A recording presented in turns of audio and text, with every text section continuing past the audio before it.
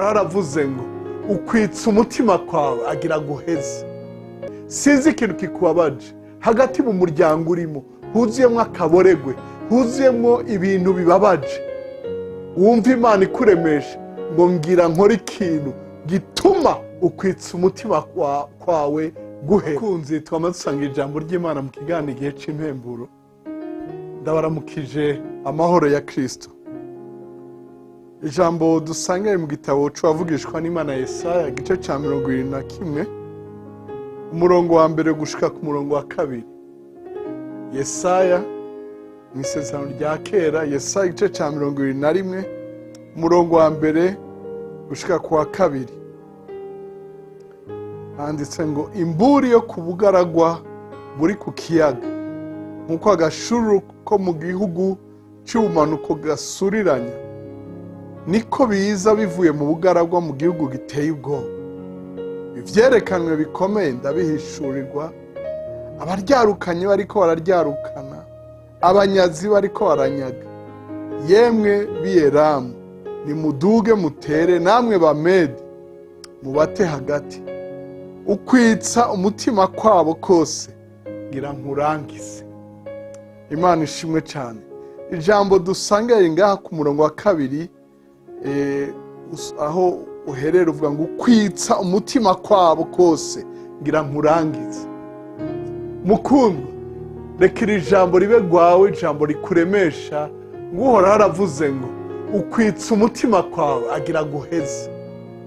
Iri jambo ryari riteye ubwoba kuri Yesaya. Yari yeretswe ibintu vy'ingwano, yari yeretswe ibintu bimeze nabi vy'ivyaha n'ivyago bibi. Hagati muri ivyo, muri ico gihano, aza yumva ngo ngira mpeze ukwitsa ku mutima wawe, kwama yicara iba Mana yanje, Mungu wangu. Yibaza ingene bizohera. Imana yabambwira ndabiheze. Yariko aribaza ikigira kibi, ariko aribaza iyo ngwano.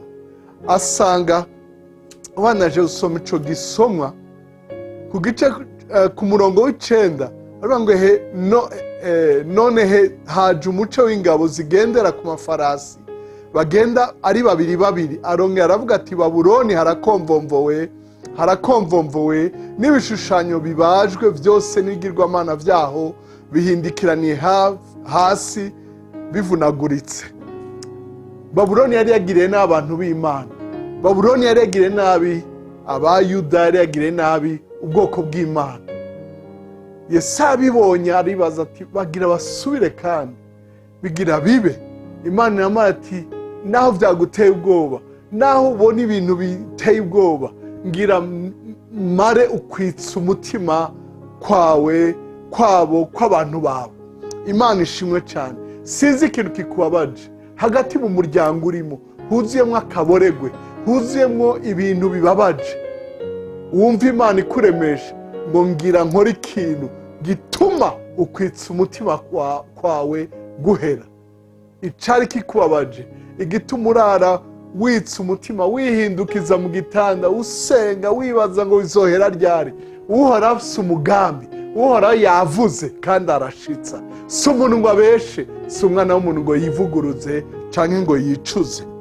Imana ikumare ukwitsa umutima kwawe, uruhuke, umererwe neza.